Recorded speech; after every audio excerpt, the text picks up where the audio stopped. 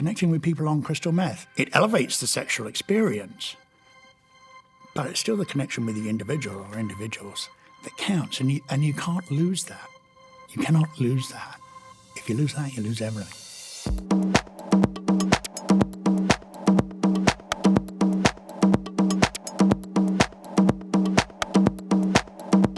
My name's Guy.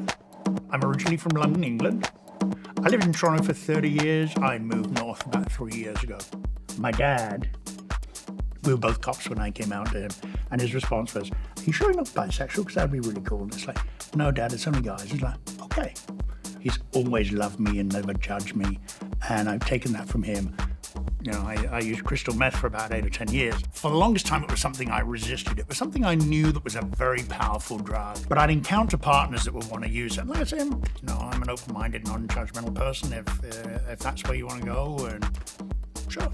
I've always had a large sexual appetite, and I have sexual fantasies. Some of them seem beyond the realms of possibility. When you're on crystal meth, you get there.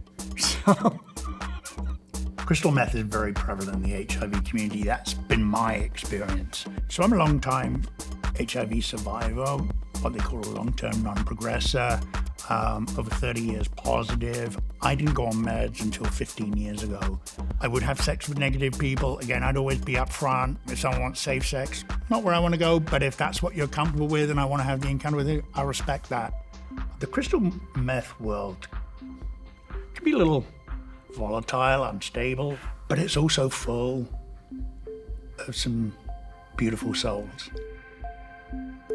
So I had a very good friend and someone I would get my crystal through. It was a fuck buddy off and on, but sometimes we just smoke up and hang out. The most easygoing, dependable, kind individual. But after I left Toronto, he got into slamming, injecting, and went downhill, and I had less contact with my Toronto friends, and I didn't know this had happened, and he passed away, and that affected me pretty deeply, and that can be the end result of this.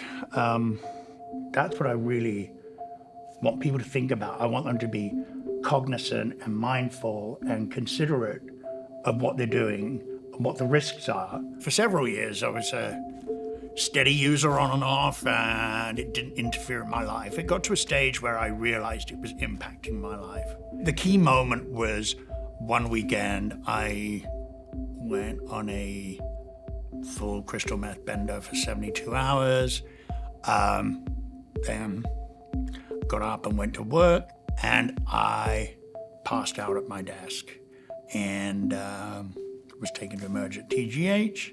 I realized I was on a gentle downward slope, and maybe this was something I could do without. Just as I was on a gentle slope downwards, I found a gentle slope upwards, harm reduction. If I'm going to be partying and I'm meeting with someone, I want to know what I'm getting into. And this is about self-care and risk, because if something isn't what it's been agreed to, no matter how simple or how extreme, then I'm going to feel unsafe. With P&P use, a lot of people don't know what it is. It is stigmatized and people are dismissive. There is a general negative connotation with it.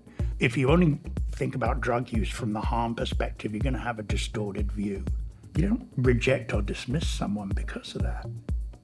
And there's a lot of rejection and dismissal because of it, especially from within our own community. That's what's sad.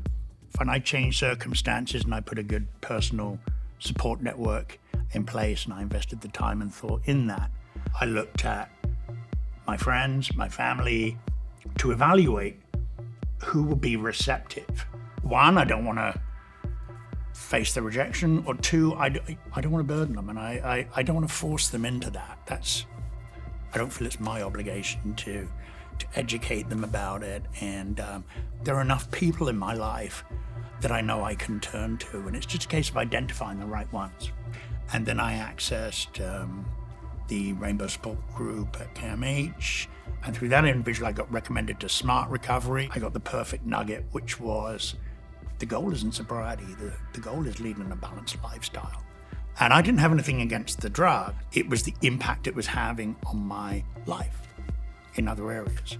You know, the human connection is so important. And I think it's the main thread of what I've been sharing about my journey is it's being human.